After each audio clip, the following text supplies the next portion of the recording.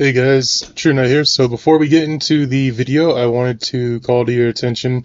I do sell a lot on eBay. So if you guys are watching out the videos and everything and you're checking them out, and you're interested at all, please come to my eBay channel and just let me know, hey, True, this is so-and-so, I watched your video, it was a great video or something like that. Saw your commercial before the video. I'm interested in this deck. I tend to be a one-stop shop for deck cores.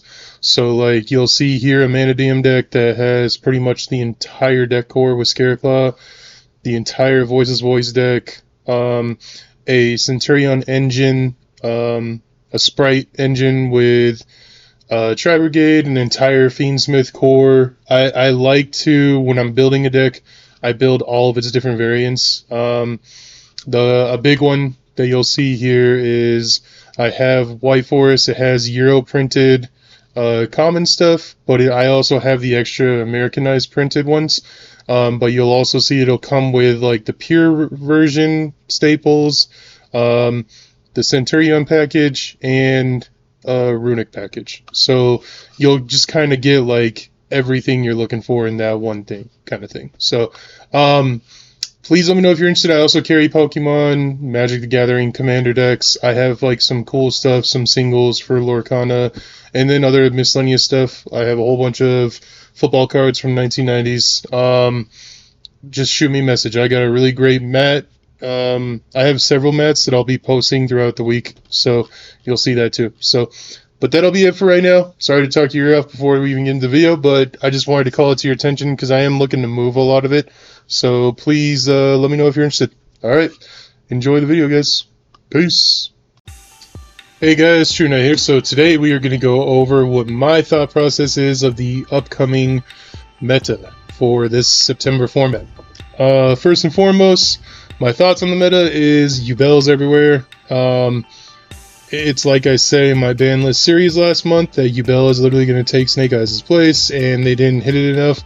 So that's what we're in for. So probably come December, you're going to see a lot of people calling for the axe on Yubel, which I don't blame. But let's get into it.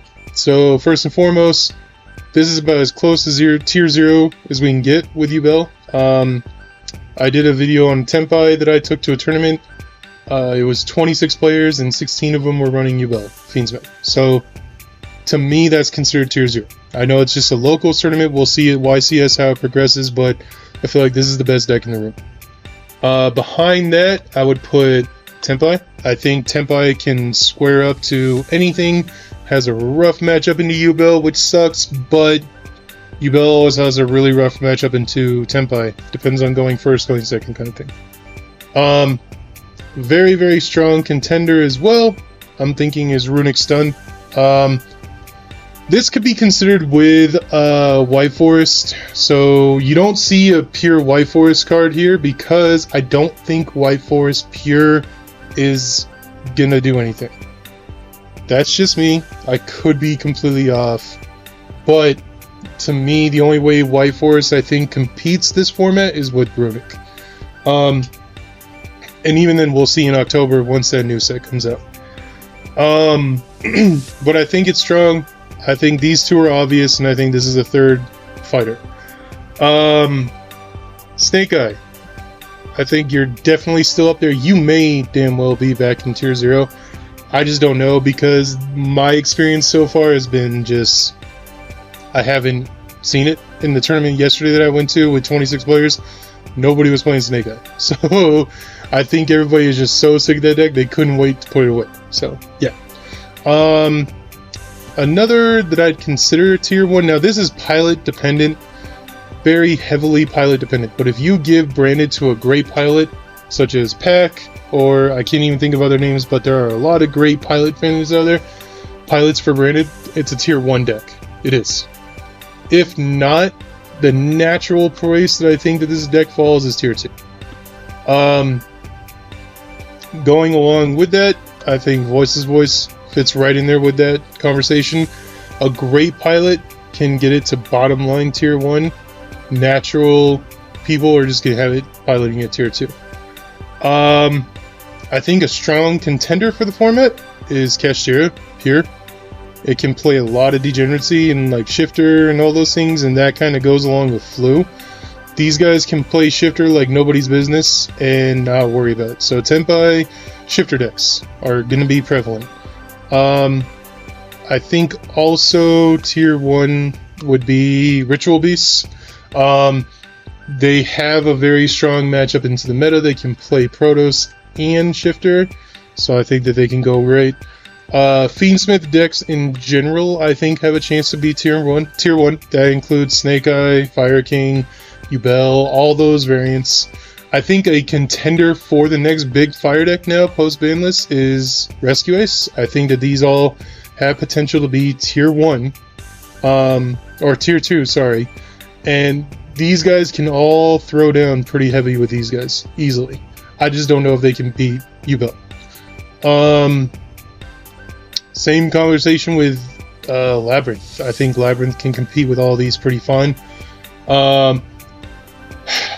Sucks to say, but I think Tyrlman has moved into Rogue, where we're just not going to see a lot of it. It's just not the time. I hate to say that because I like Tyr, and I want to see him play and do well, but Shifter's a card, man. Memento and Melodious. Again, depends on the pilot, but I think they can be considered tier 1 because they weren't touched on the ban list. They were already strong last format. Snake Eyes went away, so they just became stronger. Sprite has a lot of big opportunity to do some things, especially with all the water support getting ready to come out. And then I think that's all I have for mainstay meta contenders. I think these are your meta contenders, and I think these guys can defeat these guys. I just don't know if any of these tier 2s can step up to Yubel. I could be far off, let me know, but that's my thought process. Now, the decks I like and what I want to see. I want to see Colossus do something. I want to see somebody build some decks and pop off with it. I want to see deck cores like these, Sky Striker and Invoked. I want to see those pilots that haven't given up on their deck try and do something in this format. Now that Snake Eyes is out of it, let's see what you guys can do. Like, cook, you know? That's what I hope to see, because if we don't see that, like, it just proves my point that we went from one tier 0 to another tier 0. And, like, come on, man. I hope somebody can prove me wrong. And then I really want to see somebody, come on. We got Dragon Rulers 2. Somebody be a hero, make a list, and top somewhere at a locals, at a regionals. Let's see it. Because if that happens, I'm going out and buying all the Dragon Ruler stuff, and I'm trying it. Because I missed that whole format. I came in after that format, originally when I started playing this game, so I want to see that. My decks. Okay. Sword Soul. Sword Soul has a chance to be Rogue. The reason it does is because it plays Protoss, and in my build, I play Shifter. So, if I'm going first, I'm Shiftering you. I have a build that has Fiendsmith. I have a build that plays, like, Board Breakers. I have multiple builds in line because I was thinking about this for post-ban list for months. And I feel like Sword Soul is one of those decks that can just fight with the meta. It can, and if you're having a good day, anything's possible there. So that's my thought process on Sword Soul. It has a chance to be Rogue, if not the top of Rogue. I don't think it'll be tier 2 because if you go into a tournament against all of these, I don't think Sword Soul comes out on top at all.